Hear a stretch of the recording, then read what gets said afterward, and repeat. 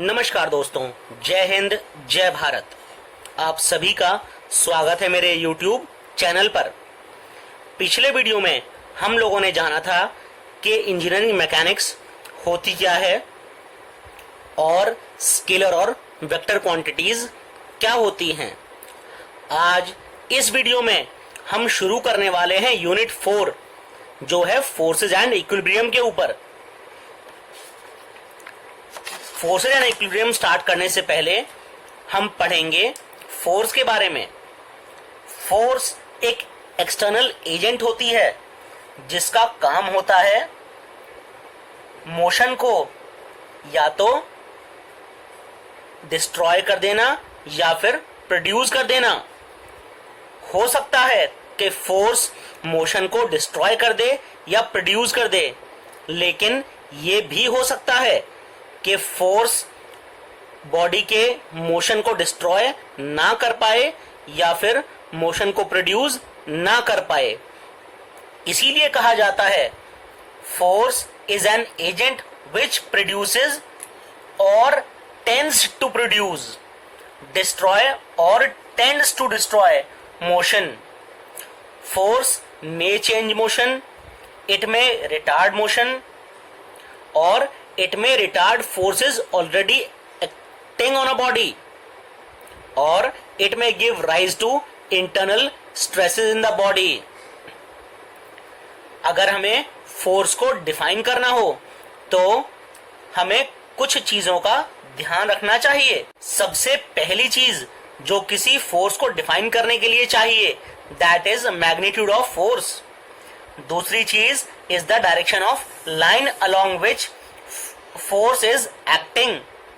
Third thing is the nature of force. And fourth is the point at which force is acting. अगर आपको ये चारों चीजें यानी फोर्स का magnitude, direction, nature of force और point at which the force is acting, ये चीजें पता हो तो आप फोर्स को इजीली डिफाइन कर सकते हैं। सबसे पहला प्रिंसिपल आता है principle of physical independence of forces. It states that if a number of forces are acting simultaneously on a particle then the resultant of these forces will have the same effect as produced by all the forces. इसका मतलब अगर किसी particle पे बहुत सारी forces लग रही हैं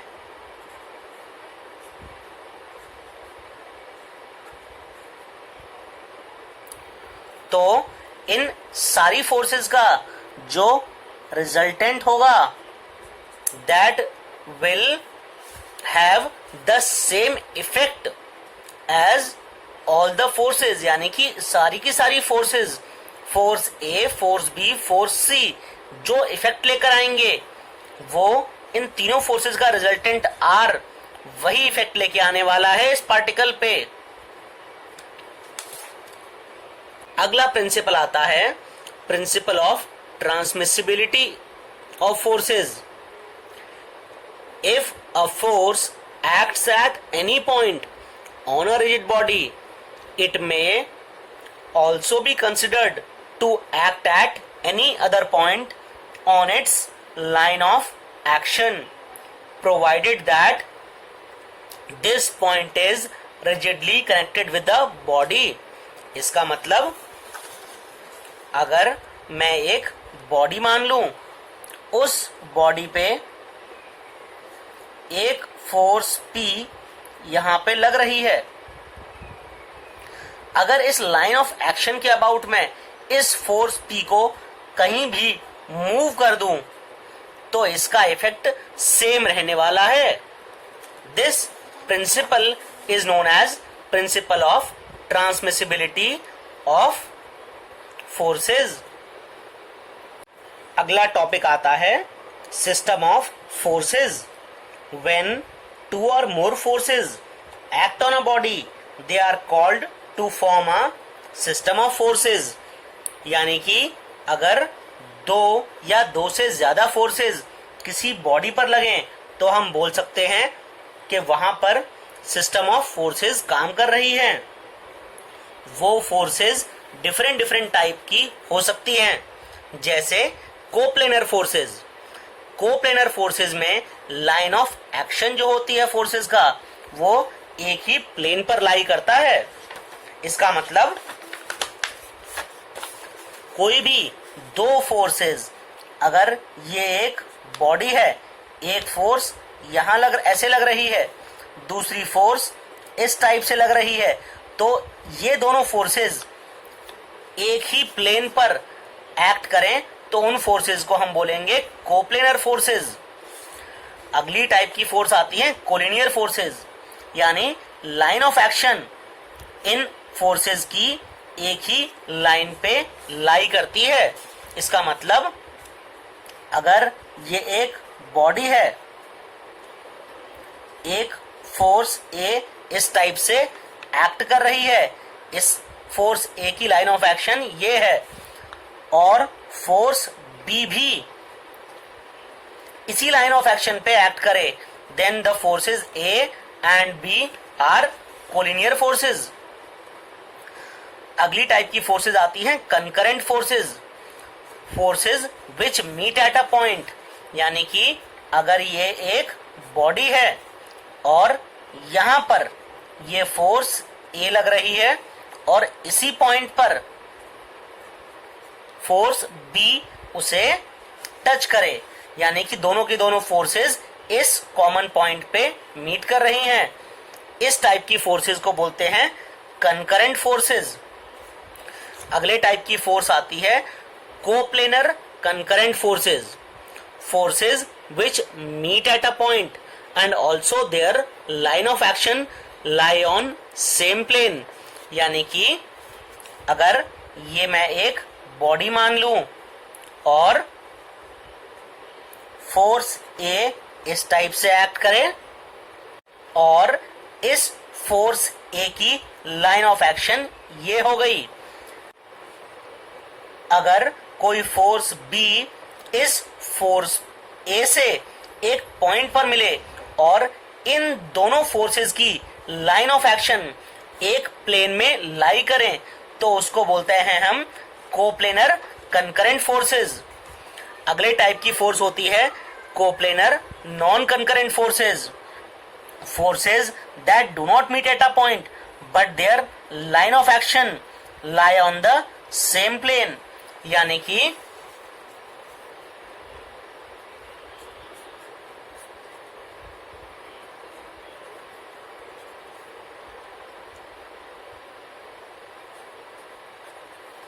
ये दो फोर्सेस हैं, ये आपस में कहीं पर भी टकरा नहीं रही हैं, लेकिन इनकी लाइन ऑफ एक्शन एक ही प्लेन में है, तो इस टाइप की फोर्सेस को हम बोलते हैं coplanar non concurrent forces.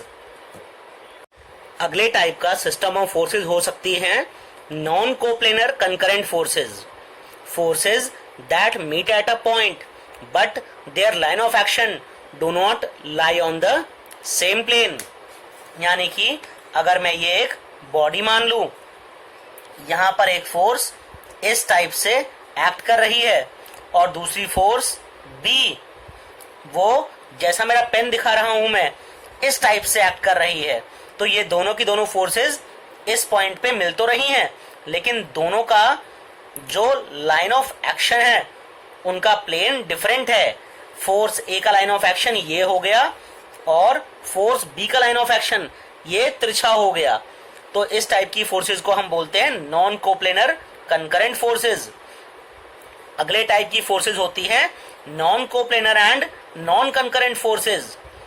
The forces which do not meet at a point and line of action do not lie on the same plane, यानी कि अगर ये कोई बॉडी है और इस पे फोर्स एक इस टाइप से लग रही है और दूसरी फोर्स बी इस टाइप से लग रही है, जैसा मेरा ये पेन है, तो ये दोनों फोर्सेस ना तो आपस में मिल रही हैं और इनकी लाइन ऑफ एक्शन भी एक प्लेन में नहीं है। इस टाइप की फोर्सेस को हम बोलते हैं non coplanar and non concurrent forces. आगे बात आती है रिजल्टेंट फोर्स के बारे में।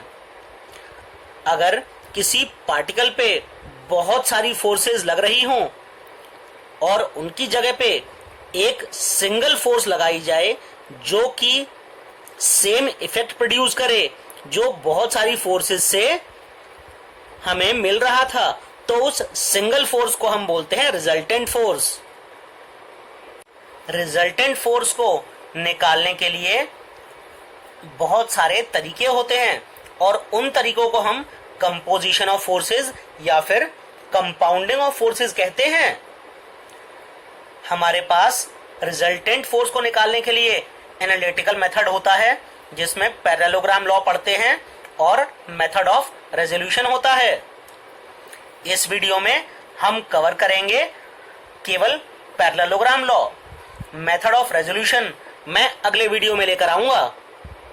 एनालिटिकल मेथड में सबसे पहले आता है parallelogram law of forces. Parallelogram law of forces states that if two forces acting simultaneously on a particle be represented in magnitude and direction by the two adjacent sides of a parallelogram, then their resultant may be represented in magnitude and direction by the diagonal of the parallelogram which passes through their point of interaction। यानी कि अगर कोई भी दो forces एक particle पे लगी हों और उन्हें हम रिप्रेजेंट कर सकें मैग्नीट्यूड और डायरेक्शन में दो एडजेसेंट साइड्स ऑफ पैरेललोग्राम से, तो उनका रिजल्टेंट रिप्रेजेंट हो सकता है मैग्नीट्यूड और डायरेक्शन में पैरेललोग्राम के डायगोनल द्वारा जो उन दोनों फोर्सेस के इंटरसेक्शन पॉइंट से पास कर रहा हो। इसको समझते हैं। एक पार्टिकल O पर दो फोर्सेस एक्ट कर रही हैं, फोर्स A और फोर्स B। अगर इन दोनों फोर्सेस को पैरेललोग्राम के दो साइड से मैं रिप्रेजेंट करूं तो इनका रिजल्टेंट इस टाइप से डायगोनल द्वारा दर्शाया जा सकता है। R का मैग्नीट्यूड और डायरेक्शन इन दोनों फोर्सेस के रिजल्टेंट को दर्शाएगा। अगर A और B की जगह मैं दो फोर्स F1 और F2 मान लूं और उन दोनों फोर्सेस के बीच का एंगल मैं थीटा मान लूं, तो resultant will be given by square root of F1 square plus F2 square plus 2F1 F2 cos theta. और रिजल्टेंट का जो एंगल होगा यानी कि ये वाला angle alpha, that will be given by tan inverse of F2 sin theta divided by F1 plus F2 cos theta, and alpha will be the angle which resultant will make with one of the force। इसी parallelogram law में कुछ special cases आ जाते हैं, जैसे if theta equals to 0 degree, then आप ये जो फॉर्मूला है इसमें थीटा को 0 डिग्री जैसे ही पुट करेंगे cos 0 is 1, तो directly your resultant will be given by F1 plus F2। if theta is 90 degree तो cos थीटा वाला टर्म हो गया 0, तो your resultant will be under root of F1 square plus F2 square. Third case is if theta is equals to 180 degree, then your resultant will be given by F1 minus F2। Fourth case is if F1 equals to F2, इनको हम मान लेते हैं common force F के बराबर, then your resultant is given by 2F cos theta by 2। Parallelogram law पे based दो numerical solve करते हैं। Two forces of 100 newton and 150 newton are acting simultaneously at a point. If angle between them is 45 degree, find the resultant। यानी कि F1 की value आपको 100 Newton दी हुई है, F2 की वैल्यू 150 न्यूटन दी है और थीटा 45 डिग्री दिया है। तो उस केस में क्या करेंगे? उस केस में R will be equal to under root F1 square plus F2 square plus 2 multiplied by F1 multiplied by F2 multiplied by cos theta. Values put कर देंगे।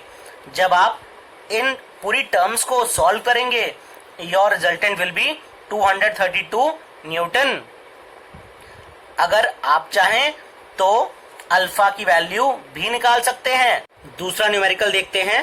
Find the magnitude of two forces such that if they act at right angles their resultant is √2 newton, but if they act at 60 degree their resultant is √13 Newton.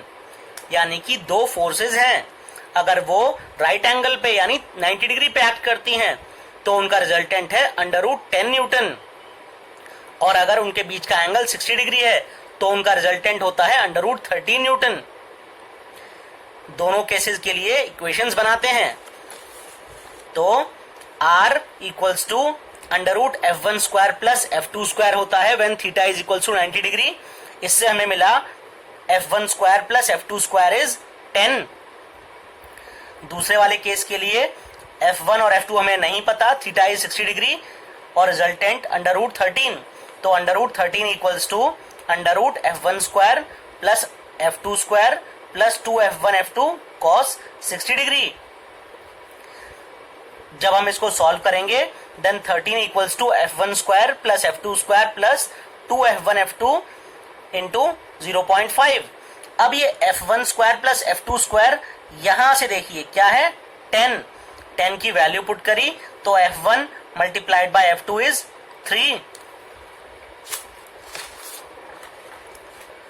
अब अगर F1 plus F2 whole square देखा जाए, it is given by F1 square plus F2 square plus 2F1 into F2।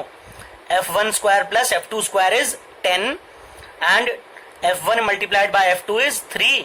Then F1 plus F2 whole square is 16। तो इससे हमें मिला F1 plus F2 is 4। Similarly F1 minus F2 whole square is F1 square plus F2 square minus 2F1 F2। वापस से यहाँ पे value put करते हैं। F1 square plus F2 square is 10 and F1 F2 is 3। Put किया तो निकल के आया F1 minus F2 is √4 which is 2। इस इक्वेशन और इस इक्वेशन को जब हम सॉल्व करेंगे तो we will get F1 as 3 newton and F2 as 1 newton. इस वीडियो में बस इतना ही। अगले वीडियो में मैं लेकर आऊंगा रेजोल्यूशन ऑफ फोर्सेस और method of resolution for the resultant force. साथ में मैं लेकर आऊंगा graphical method for the resultant of force, polygon law of forces, triangle law of forces and law of the resultant force. इस video में बस इतना ही। जय हिंद, जय भारत।